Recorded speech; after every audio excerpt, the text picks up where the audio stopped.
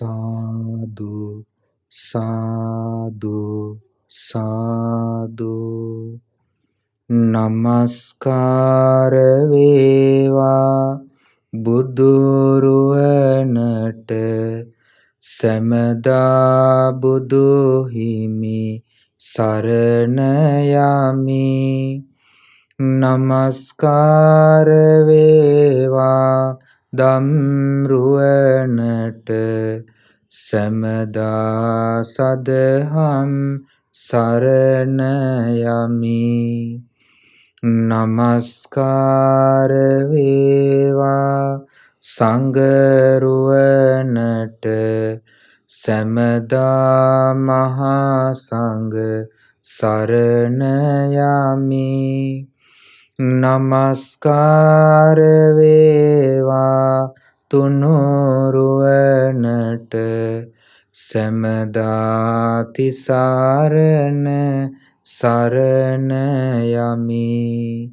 සාදු සාදු සාදු. අපගේ ගුරු දේවෝත්තම කල්යාණ මිත්‍ර පින්වත් ලොකු ස්වාමීන් වහන්සේට අප හැම දිනාගේ නමස්කාරය වේවා. සාදු සාදු සාදු.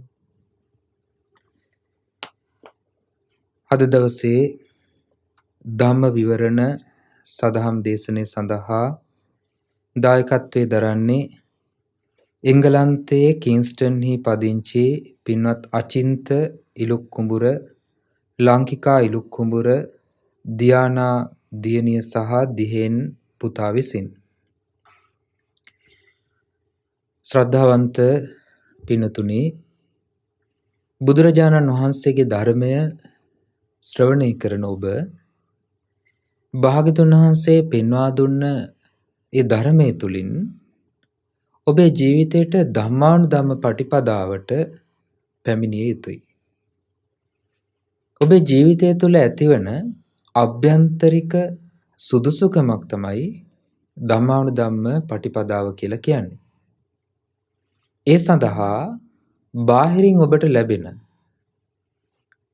කරුණු කිහිපයක් භාග්‍යවතුන් වහන්සේ දේශනා කරනවා. සත්පුරුෂ ඇසුර නිසා සද්ධර්මයේ ශ්‍රවණය කරන්නට ලැබීම.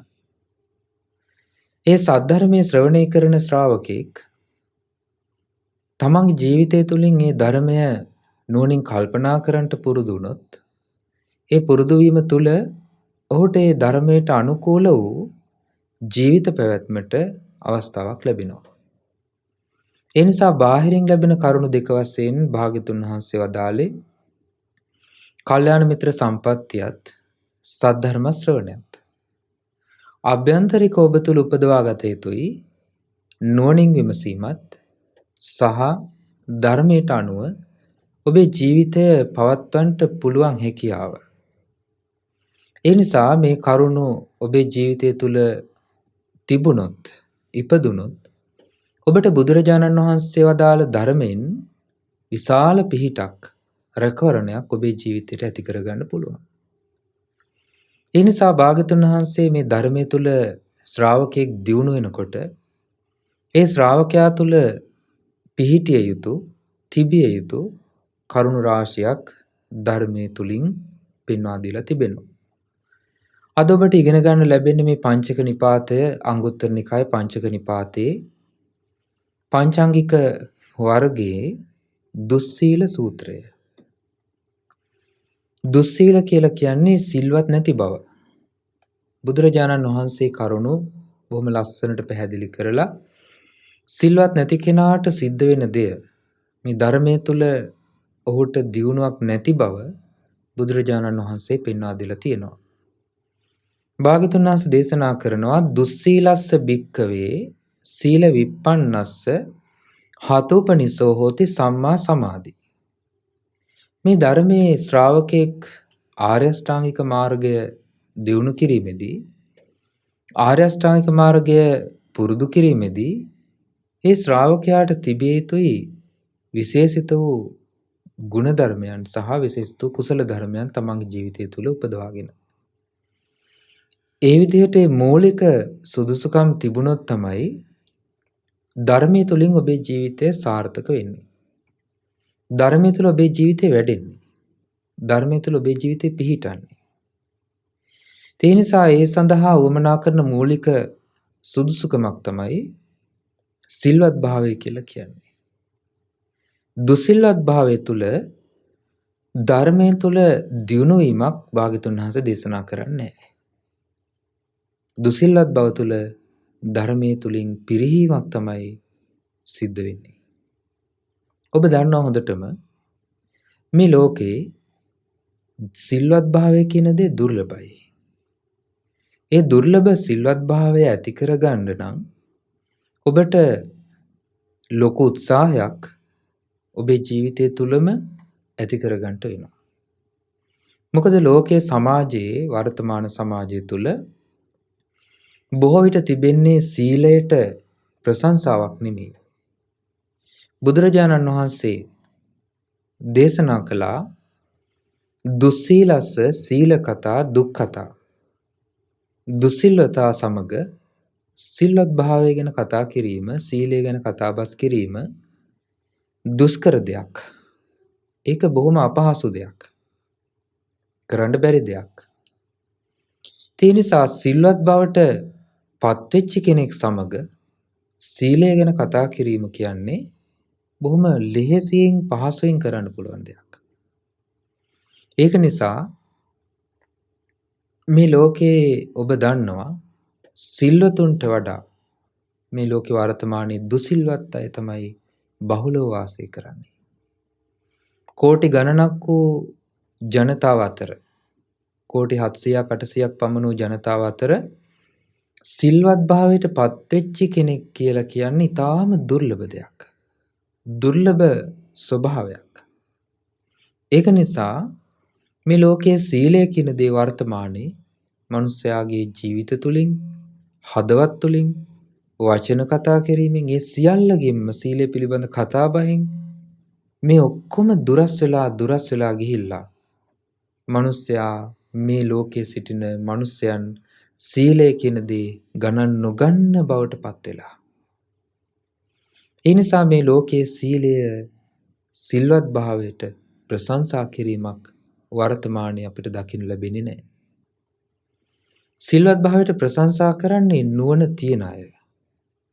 සිල්වත් භාවයට ගරු කරන්නේ නුවණැත්තන් විසින්. සිල්වත් භාවයට ප්‍රශංසා කරන්නේ සත්පුරුෂයන් නුවණැත්තන්. සීලය ගැන කියලා දෙනකොට සමහර අය බනිනවා, දොස් කියනවා. මොකටද මේ තරුණ කාලේ සිල් රකින්නේ? ඇයි මේ ධම්ම සිල් රකින්නේ? ඇයි ධම්ම සිල් සමාදන් වෙන්නේ? ජීවිතේ විඳින්න තියෙන දේවල් කරලා ඊට පස්සේ තමයි ඔය දේවල් කරන්න තියෙන්නේ කියලා. මේ විදිහට නොයේක ආකාරයේ මේ සීලය කියන විශේෂිත වූ ගුණධර්මයට ධර්මයේ තුල වැඩිවීමට උපකාර වෙන මූලික පදනමට ලෝකේ බොහෝ දෙනා ගරහනවා. ඉතින් ඒ නිසා සමහර අය ඉන්නවා සිල් රකින්නවා. ඒ අය ලෝකේ කවුරුවත් දන්නේ නැහැ තමන් සිල් රකින්නවා කියලාවත්. මොකද ලෝකයට ප්‍රකාශ කරාම ඒ අයට ලැබෙන්නේ ගැරහුම්.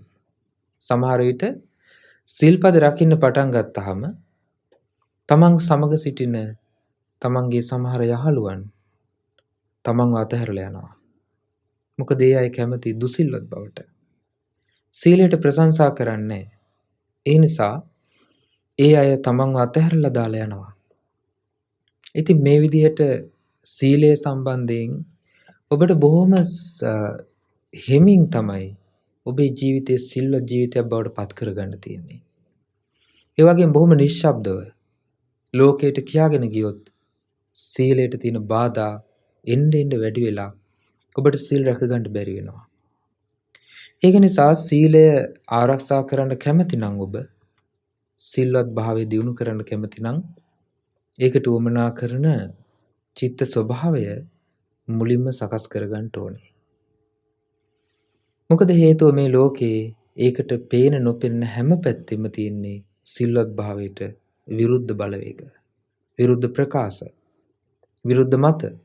ඒ නිසා ඒ සිල්වත් භාවය පුරුදු කරන්න ඔබ සූදානම් වෙන්න නම් මුලින්ම ඒවා හඳුනා ගන්න ඕනේ. ඒවා හඳුනාගෙන ඔබේ ජීවිතයට ඒවා නොපැමිණෙන විදියට ඔබ කල්පනා කරලා තමයි සීලය පුරුදු කරන්න පටන් ගන්න ඕනේ. ඒ නිසා බුදුරජාණන් වහන්සේ දේශනා කරනවා දුස්සීලස්ස භික්කවේ සීල විප්පන්නස්ස. දුසිල්වත් කෙනාට සීලය නැතිවීම නිසා සිල්වත් භාවය තමන්ගේ ජීවිතය තුළ නැතිවීම නිසා හතෝපනිසෝ හෝති සම්මා සමාධි. සම්මා සමාධියට උපනිශ්‍රය වෙන උපනිස කියලා කියන්නේ හේතු සාධක වෙන සීලය නැතිවීම නිසා සම්මා සමාධිය කියන දෙයක් ජීවිතේ උපදින්නේ නැහැ. දැන් අපි ගත්තාම සීලයෙන් කෙනෙකුගේ ජීවිතේ ආරක්ෂා වෙන කරුණු දෙකක් බුදුරජාණන් වහන්සේ වදාළා. පළවෙනි එක තමයි තමන්ගේ කය සංවර වීම. කායික සංවර භාවය කියන දේ සීලයෙන් උපදින්නේ. වචී සංවරය සීලයෙන් උපදින්නේ. එතකොට කාය සංවරයත් වචී සංවරයත් ඊට පස්සේ තව සිල්වත් භාවය තවත් දියුණු වෙනකොට බුදුරජාණන් වහන්සේ දේශනා කරනවා ආජීව පාරිශුද්ධිය. තමන්ගේ ජීවිත පැවැත්ම ධර්මානුකූලව ධාර්මික වීම. එතකොට ඒ කාරණාවත් සීලය නම් වූ ආර්ය මාර්ගයේ කොටසකට අයිති දෙයක්. සීලස්කන්ධයට අයිති දෙයක්.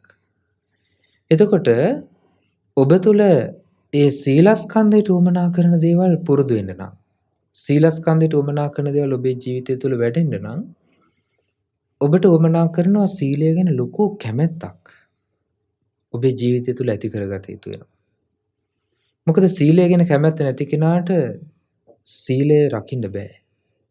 ඒ වගේම තමයි සීලය පිළිබඳව දුසිල්වත් වීමේ ආදීනව දුසිල්වත් වීමේ විපාක දැනගන්නත් ඕනේ.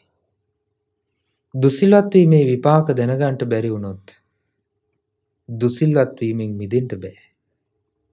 හැමදාම එතනමයි ඉන්නේ. ඒක නිසා මුලින්ම කරන්න තියෙනවා ඔබට සීලය පිළිබඳ සොයන්න ඕනි ඉස්සෙල්ලා. බුදුරජාණන් වහන්සේ වදාළේ කොහොමද සීලය ගැන? භාග්‍යවතුන් වහන්සේ කුමන කරුණු උදෙසාද මේ සීලයේ යහපත සීලයේ සම්බන්ධතාවය දේශනා කළේ? දැන් මොකද සීලය කියන දේ යම් දේවල් වලට සම්බන්ධ වෙන එකක්. ඒක නිකම්ම තනියෙන් තියෙන දෙයක් නෙමෙයි සිල්වත් භාවය කියන කාරණාව. ඒ සම්බන්ධ වෙන මොන වගේ දියුණු කුසල ධර්මයන්ටද? ඒ වගේම ඒ කුසල ධර්මයන් දියුණු කරගන්න සීලයෙන් ලැබෙන අනුග්‍රහය මොකද්ද? එතකොට බුදුරජාණන් වහන්සේ දේශනා කරනවා මේ දහම් පරයය තුල මේ දේශනා මාලාවේ දේශනා සූත්‍ර දේශනා ඇතුළත සඳහන් වෙනවා ඊළඟ සූත්‍රය අනුග්‍රහිත සූත්‍රය කියලා. ඒ දේශනාවේදී භාග්‍යවතුන් වහන්සේ දේශනා කරනවා මේ සීලය පිළිබඳව ලස්සන කාරණාවක්. ඒකත් මේ කරුණටම එකතු කරන්න කල්පනා කළේ මේ කරුණු දෙකම එකට සම්බන්ධ නිසා. අනුග්‍රහිත සූත්‍රය කියලා තිබෙනවා මේ පංචක නිපාතයේම ඊළඟ සූත්‍ර දේශනාව. ඒ දුස්සීල සූත්‍රයට පස්සේ තියෙන ඊළඟ සූත්‍රය. ඒ දේශනාවේදී භාග්‍යවතුන් වහන්සේ දේශනා කරන පංචේ භික්ඛවේ අංගෙහි අනුග්‍රහිතා සම්මා දිට්ඨි චේතෝ විමුක්ති පලාච හෝති. චේතෝ විමුක්ති පලානි සංසාච. පඤ්ඤා විමුක්ති පලාච හෝති. පඤ්ඤා විමුක්ති පලානි සංසාච. කරුණු පහකින් අනුග්‍රහ ලබන සම්මා දිට්ඨිය චේතෝ විමුක්ති ඵලයේ පිණිසත් චේතෝ විමුක්තිය අවසන් කොට චේතෝ විමුක්තිය පිළිසරණ කරගෙන කියන්නේ චේතෝ විමුක්තියෙන් අවසන් වීම පිණිසත් පවතිනවා. ඒ වගේම ප්‍රඥා විමුක්ති ඵලයේ පිණිසත් ප්‍රඥා විමුක්තියෙන් අවසන් වීම පිණිසත් සම්මා දිට්ඨිය කරුණු පහකින් අනුග්‍රහ ලැබුවොත් ඒක හේතු වෙනවා කියලා භාග්‍යවතුන් වහන්සේ වදාළේ. එතකොට සම්මා දිට්ඨිය කියන එක ඔබ දන්නවා. බලන්න මේ සීලය ගැන සමහර අයගේ වැරදි දෘෂ්ටි තියෙන වර්තමාන ලෝකේ නොඑක ආකාරයේ දෘෂ්ටි මතවාද. එතකොට කොච්චරනම් ඒ අය පව් කරගන්නවද? කොච්චර මේ ධර්මයෙන් දුරස්ද?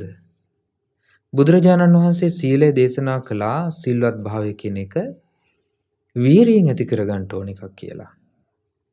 සමහර අය කියනවා සිල්වත් භාවය කියන එක ඉබේ ඇති වෙන්න ඕන එකක් කියලා. සිල්වත් භාවය කියන්නේ ඉබේ ඇති වෙන එකක් නෙවෙයි.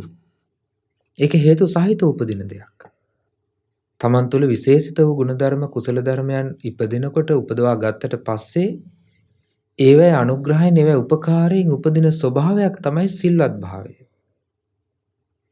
ඒ සිල්වත් භාවය ස්ථිරව පිහිටන තැනක් තියෙනවා. බුදුරජාණන් වහන්සේ දේශනා කරපු ධර්මයේ සඳහන් වෙනවා මෙන්න මේ වගේ ලස්සන දහම් පරයයක්.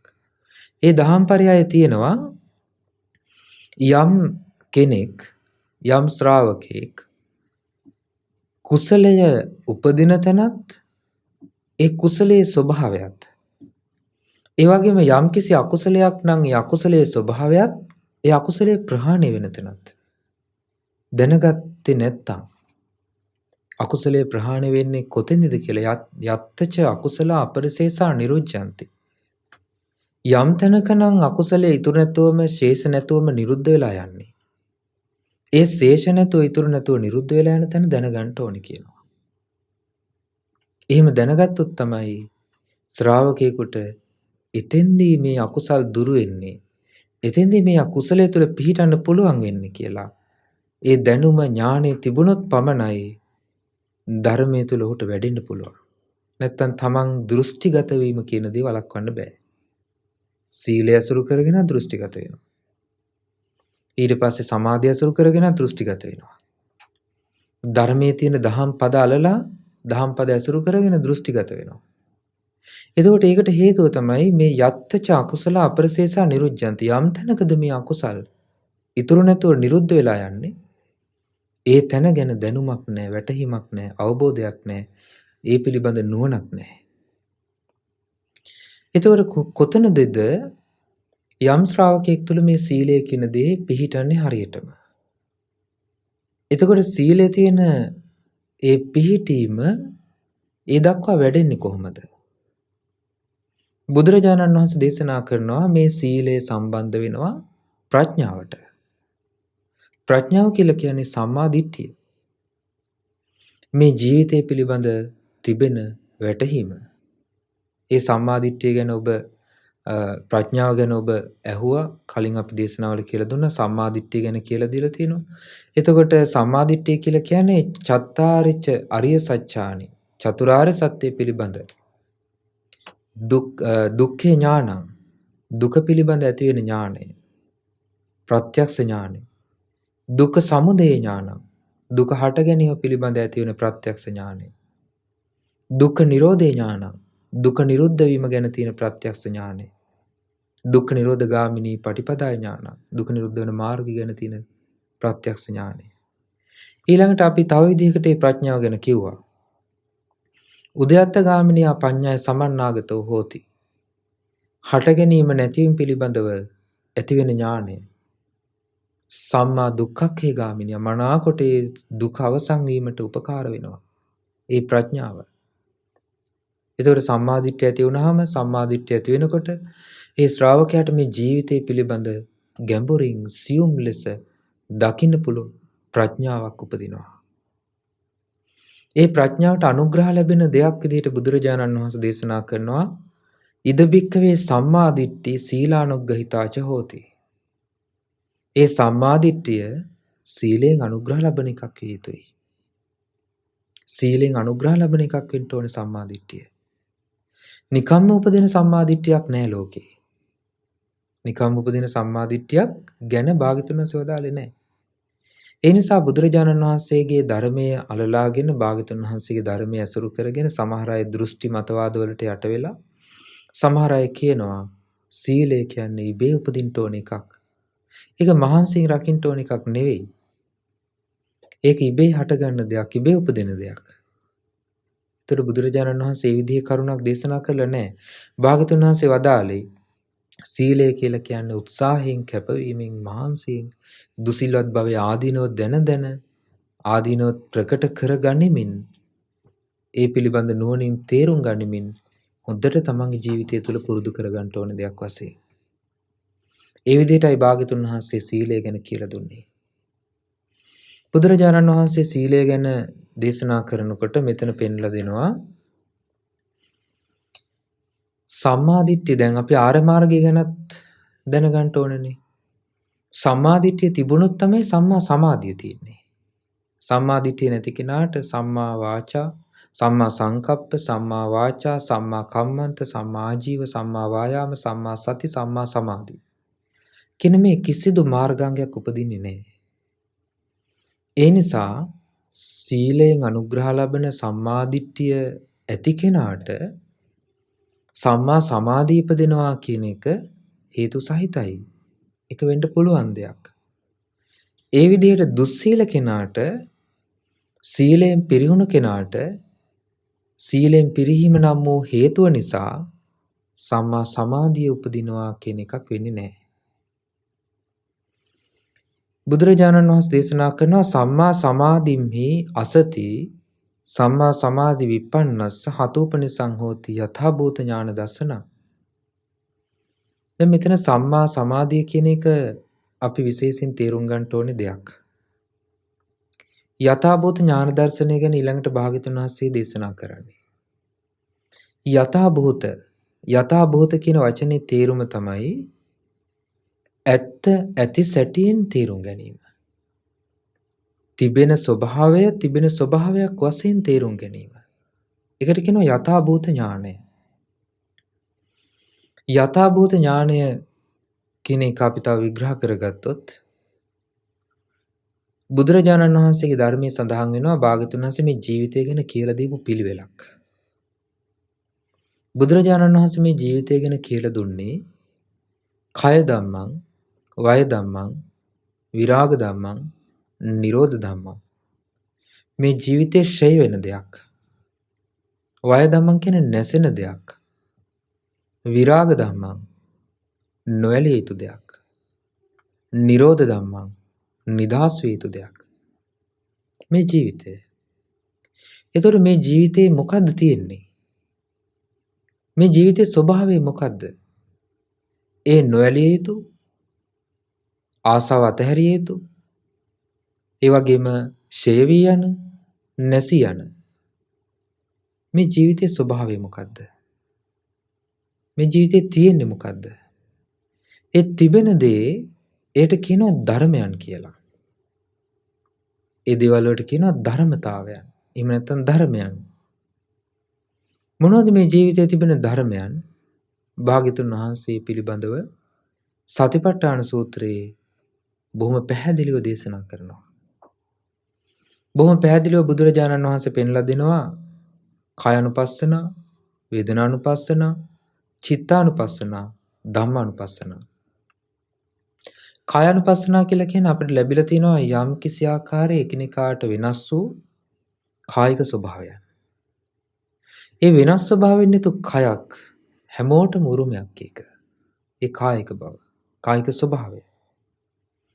ඒතර කෙනෙක් මේ කායික ස්වභාවය ඇසුරු කරගෙන එය පිළිගන්නවා, ඒ පිළිබඳ හැඟීමකින් ඉන්නවා, ඒ පිළිබඳ දෘෂ්ටියකින් ඉන්නවා. මෙය නිත්‍ය දෙයක්. එහෙම නැත්නම් මෙය ස්ථිර දෙයක්. එහෙම නැත්නම් මේ කය වෙනස් නොවන දෙයක්. මේ කායික ස්වභාවය ගන්නවා කෙනෙක් ඒකකයක් විදිහට. ඒකකයක් කියලා කියන්නේ ගොනු වෙච්ච දෙයක්. ඒ කියන්නේ මේ කය ගත්තාම මේ කය ගොනු වෙච්ච ස්වභාවයක්. මේ කයේ කොටස් කරලා බැලුවාම කයේ තියෙන ස්වභාවය භාග්‍යතුන් වහන්සේ පෙන්ලා දෙනවානේ අසුබ මනසිකාරය, ධාතු මනසිකාරය, නවසීවතිකය, ඊළඟට ඉරියාපත භාවනාව ආදී මේ භාවනාවලින් බුදුරජාණන් වහන්සේ මේ කය කොටස් කර කර බෙද බෙදා පෙන්ලා දෙනවා. නමුත් මේ කය ගන්නවා බොහෝ දෙනෙක් ඒකකයක් නැත්නම් තනි දෙයක් විදිහට. ඒ තනි දෙයක් විදිහට සලකපු ගමන්, තනි ඒකකයක් විදිහට සලකපු ගමන් මේ කය පිළිබඳව බන්ධනයක් හට ගන්නවා. ඒ ඒකක සංඥාවෙන් මිදිලා ඒකකයක් බව නැතුව, ඒකකයක් විදිහට දකින්න නැතුව මේ කය පිළිබඳව කල්පනා කරනවා වෙන් වශයෙන්. එය මේ කය තිබෙන ස්වභාවයක් ලෙස එහි යථා ස්වභාවය තේරුම් ගන්න මහන්සි ගන්නවා. සිහිය බලවත් කරනවා. නුවණ බලවත් කරනවා. අන්නේ ශ්‍රාවකයාට මේ කය පිළිබඳව යම් කිසි ආකාරයේ ක්ෂය වෙන ස්වභාවයක්, යම් කිසි ආකාරයේ වැය වෙන ස්වභාවයක්, දිරණ ස්වභාවයක්, යම් කිසි ආකාරයේ නොයැලිය යුතු ධර්මයක් විදිහට, යම් කිසි නිදහස යුතු ධර්මයක් විදිහට ඒ ශ්‍රාවකයාට ටිකෙන් ටික මේ කය ගැන ප්‍රකට වෙන්න පටන් ගන්නවා. ඒ මොකද හේතුව මේ කය පිළිබඳව නුවණින් විමසීම සහ යථාර්ථයක් වශයෙන් මේ කයෙහි තිබෙන ස්වභාවය තේරුම් ගන්නට මහන්සි ගැනීම. ඒ විදිහට තේරුම් ගන්න මහන්සි අරගෙන සිත වඩනකොට සිත පුරුදු කරනකොට මේ කය පිළිබඳ යථාභූත ඥානය ඇති වෙනවා. මේ කය පිළිබඳව යථාර්ථය ඇත්ත ඇතිසැටියෙන් දැක ගන්න ඒ ශ්‍රාවකයාගේ නුවණ දියුණු වෙනවා.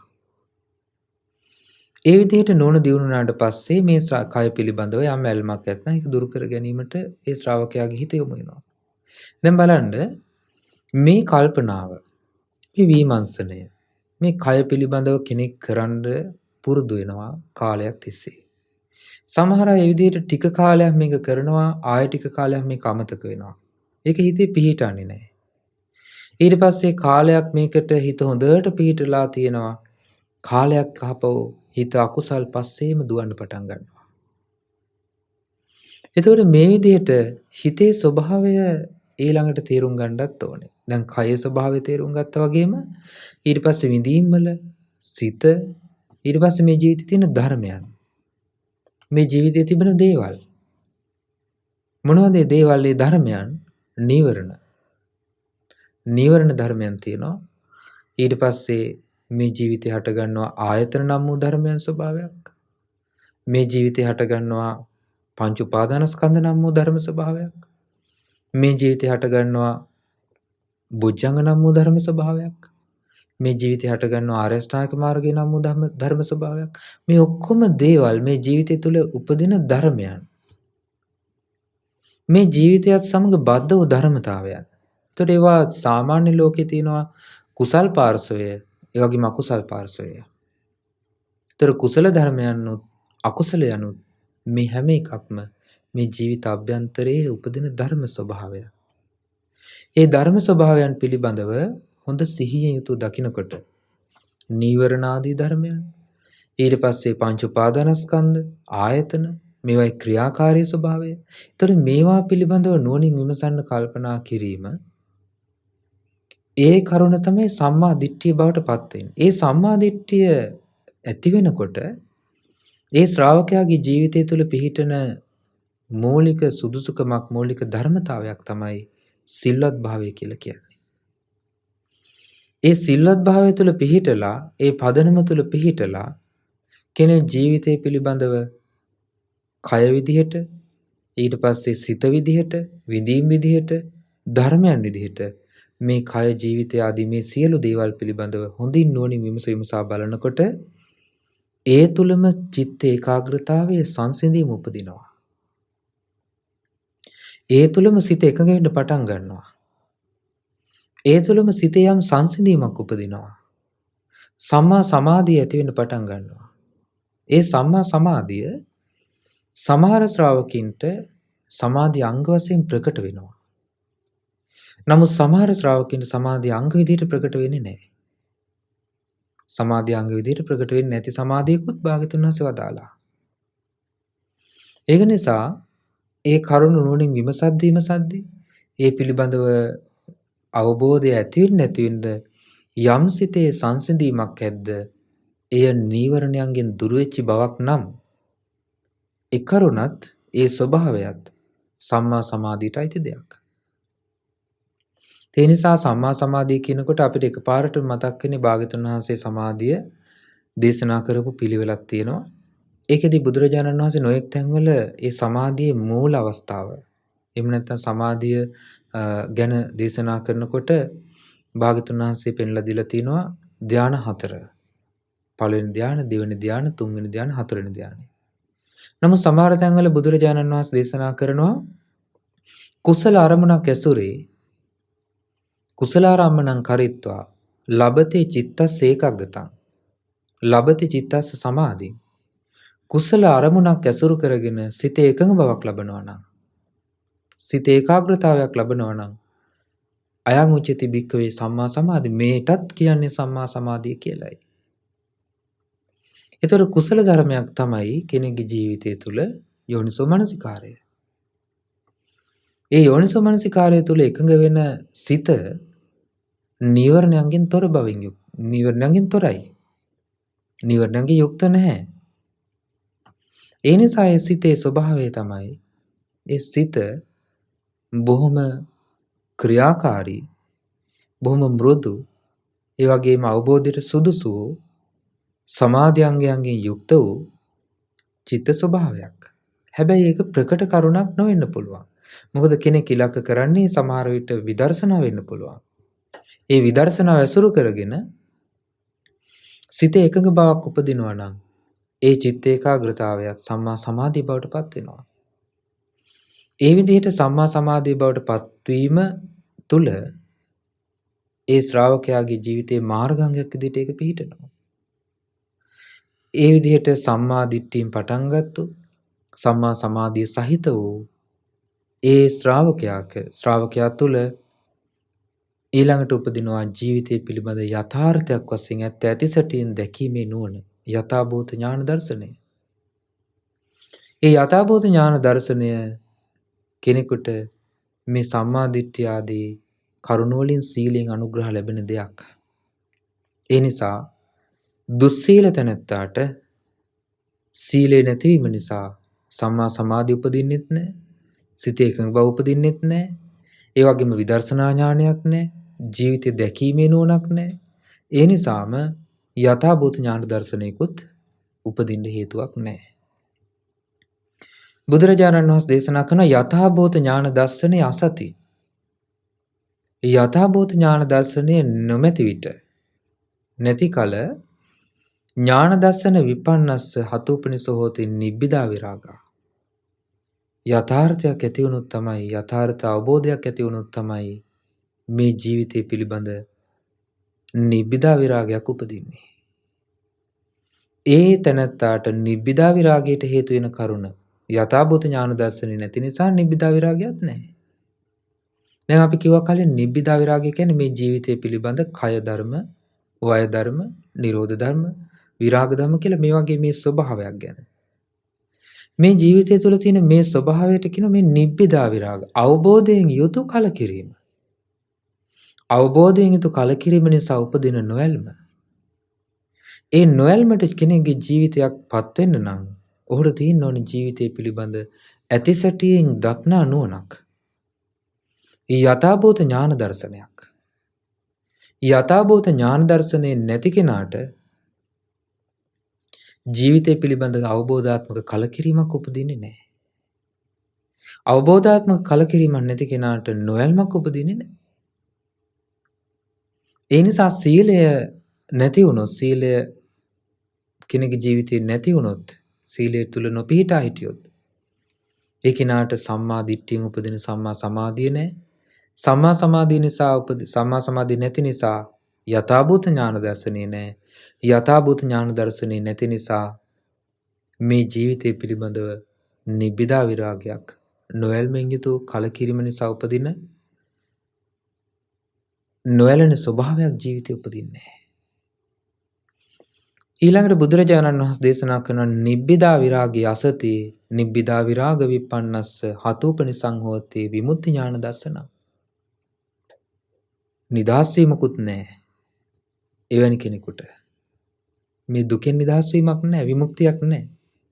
ඥාන දර්ශනය ජීවිතය පිළිබඳ පිහිටපු අවබෝධයක් නැහැ.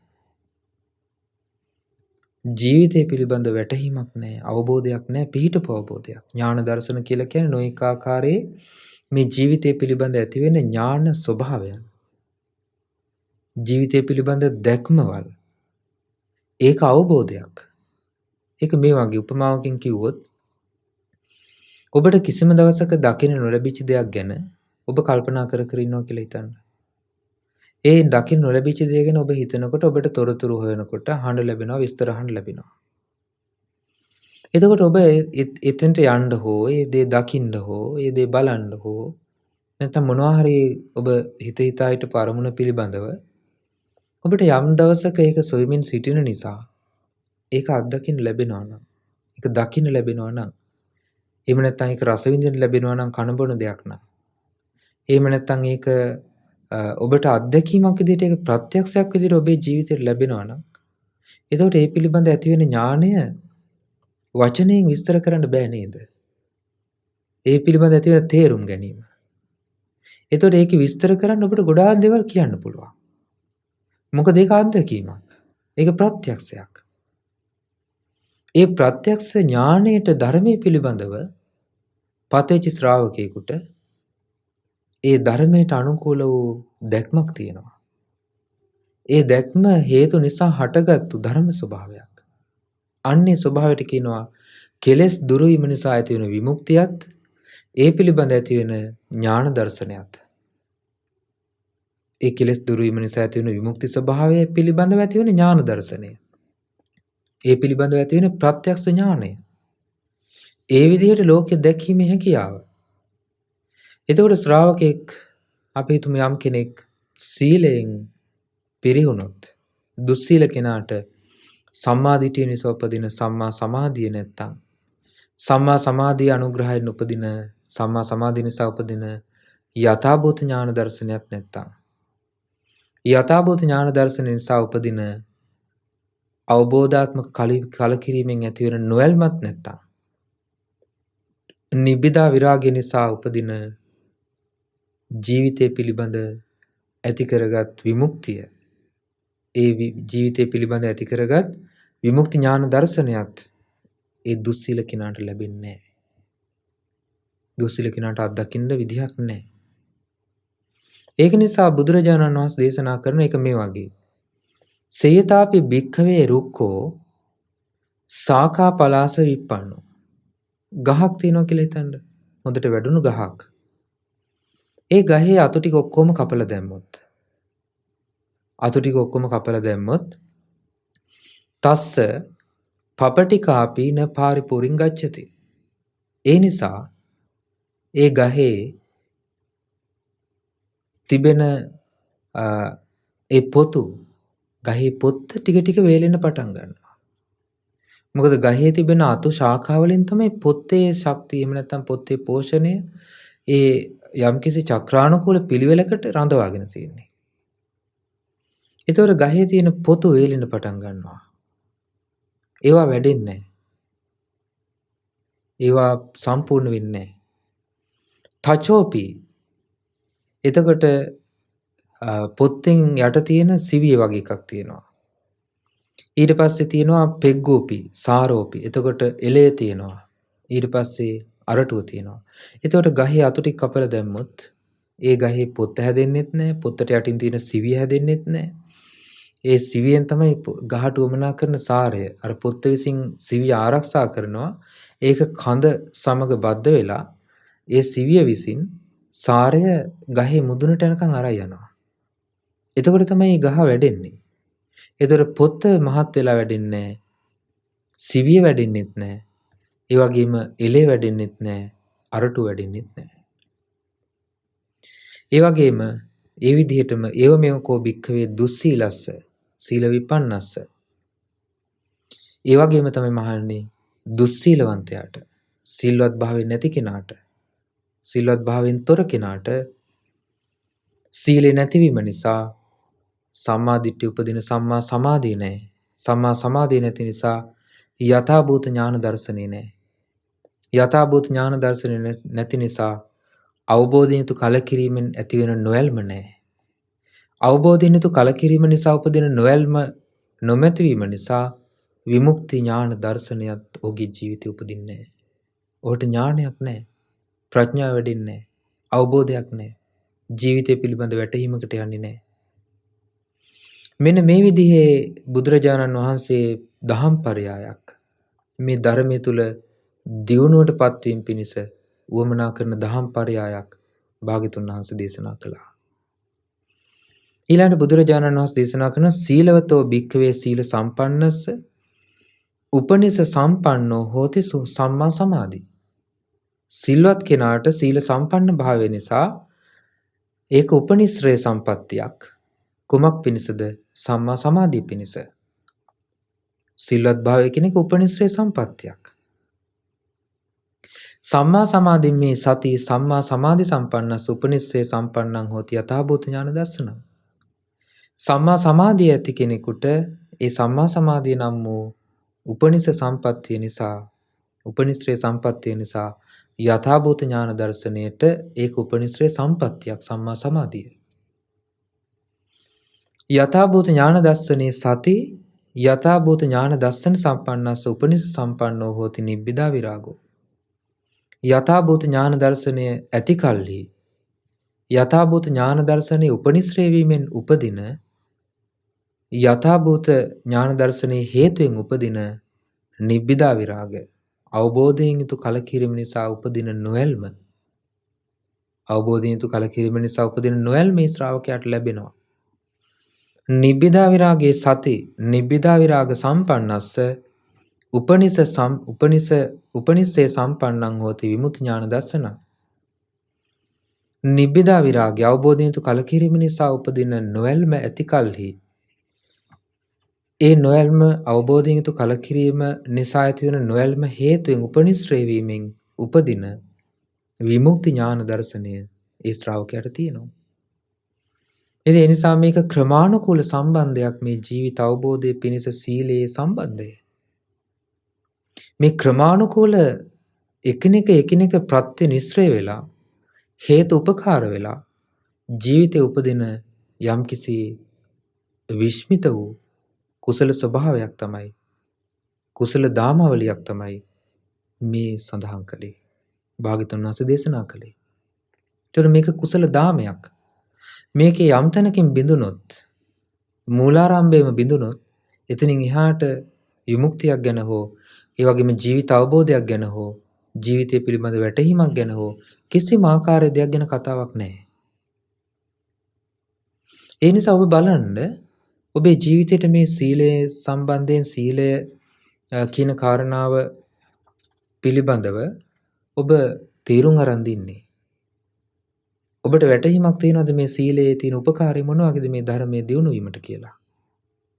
බුදුරජාණන් වහන්සේ දේශනා කළ උපමාවකින් සේතාවි භික්ඛවේ රුක්කෝ සාඛා පලාස සම්පන්නෝ. මාන්නේ මහා ගහක් තියෙනවා. ඒ ගහේ හොඳට අතුපතර විහිදිලා වැඩිච්ච ගහක්. තස්ස පපටිකාපී පාරිපූර්ණං ගච්ඡති. ගහේ අතු ඉති හොඳට තියෙන නිසා සාරවත් නිසා ඒ ගහේ පොත්ත හොඳට ශක්තිමත් වෙනවා. මොකද ඒ ගහේ තියෙනවා යම්කිසි දාමාවලියක්. ඒ දාමය තමයි ගහේ කොළ වලින් තමයි ප්‍රභා සංශ්ලේෂණය සිද්ධ වෙන්නේ.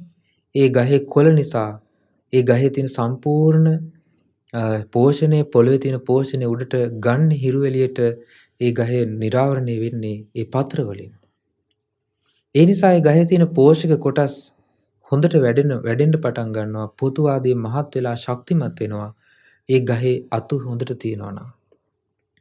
ඒ ගහේ කොළ හොඳට තියෙනවා නම්. ඒ වගේ මේ ගහේ කොළ ශක්තිමත් නැත්නම් කොළ තියෙන නිසා ශක්තිමත් නිසා පොතු වැඩෙන නිසා ඒ ගහට සම්පූර්ණ පෝෂණය ගෙනියන ගහේ සිවිය වැඩෙන්න පටන් ගන්නවා. ඒ සිවිය විසින් තමයි ගහේ දියර, වතුර, පෝෂක පදාර්ථ මේ ඔක්කොම ගහ මුදුනට ගෙනියන්නේ. ඒ වගේ මේ ගහේ සිවිය වැඩෙනකොට ගහේ එළය හොඳට ශක්තිමත් වෙන්න පටන් ගන්නවා. එළය පිහිටන හොඳට. එළය පිහිටියොත් තමයි අරටුව පිහිටන්නේ. අරටුව මෝරන්න පටන් ගන්න. එළය නැත්තම් අරටුවක පැවැත්මක් නැහැ. ගස්වල අරටුව විතරක් තියෙන්නේ නැහැ.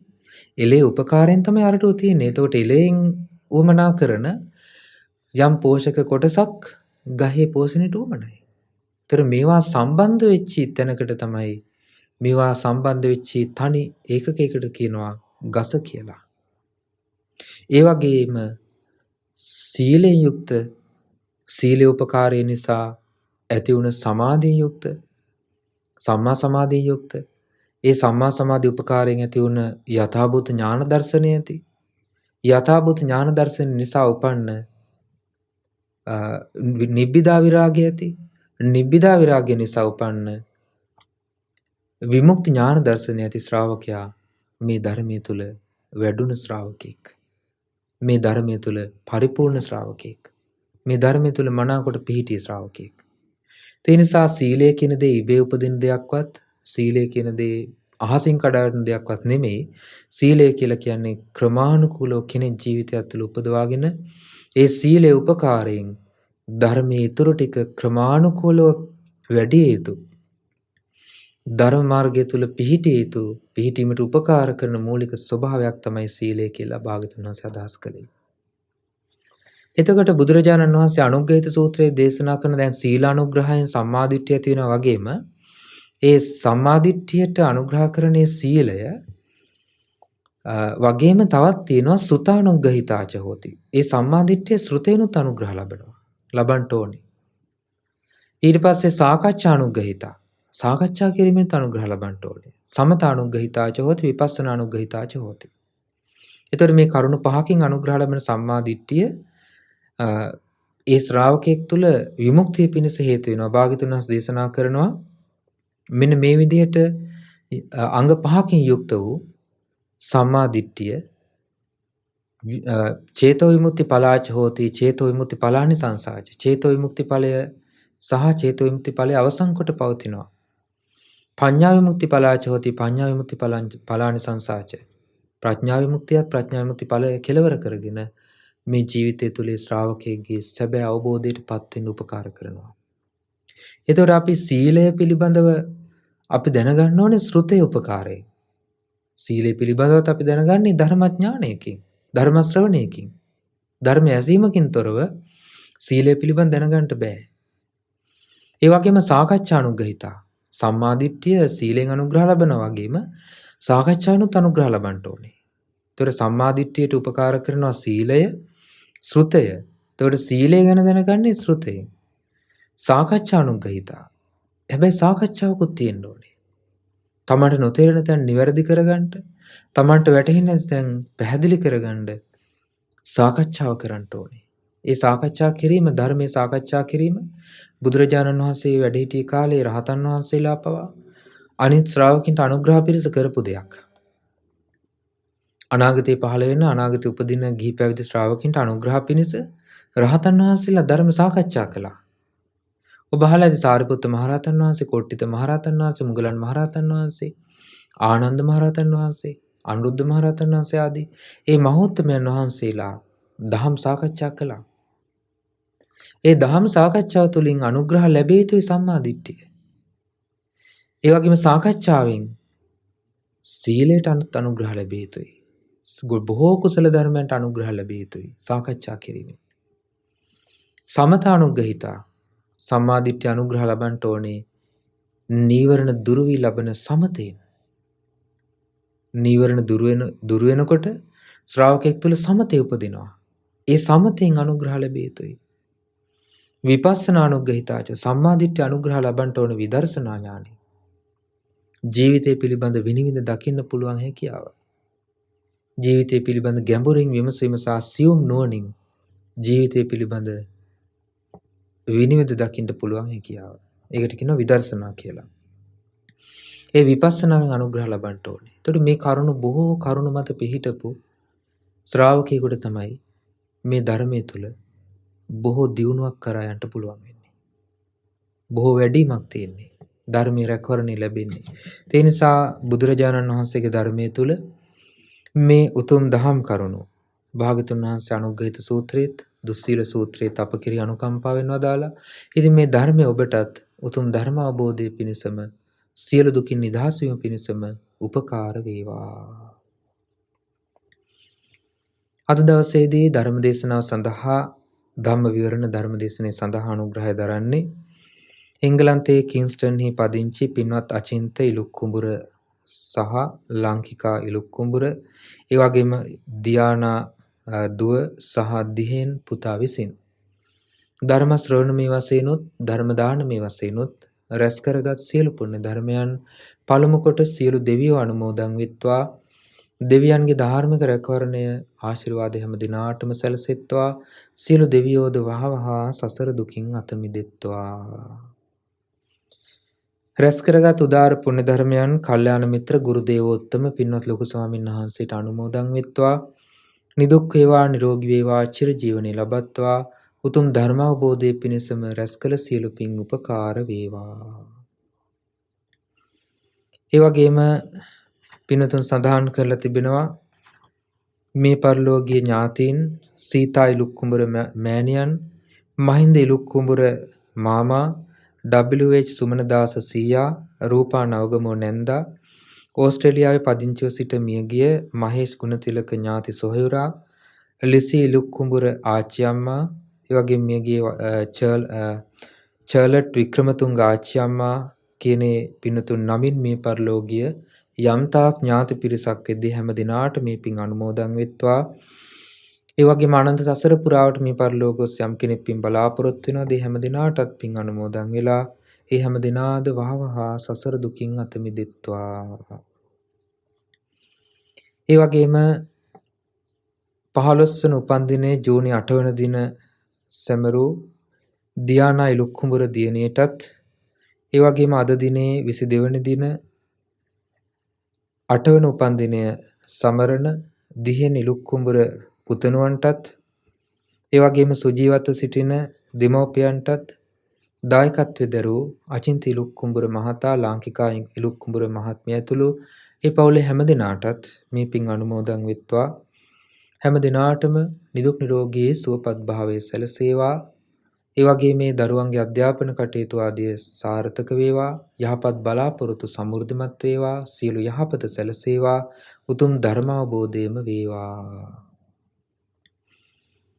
ඒ වගේ මහා මෙවුනා වාසී සියලු මහා සංඝරත්නයටත්, ඒ වගේම අනගාരികා මෑණියන් වහන්සේලාටත්, ඒ වගේම පැවිදි අපේක්ෂක දූ දරුවන්ටත්, ශ්‍රද්ධා කාර්ය මණ්ඩලයේ හැම දිනාටත්, ඒ වගේම ධර්ම දාන සමාජිකත්ව දරන සියලු පින්වතුන්ටත්, නොඑක අයුරින් උපකාර කළ හැම දිනාටත් මේ පින් අනුමෝදන් වෙත්වා.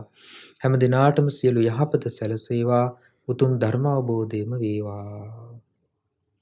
හැම දිනාටම තෙරුවන් සරණයි. නමෝ බුද්ධාය.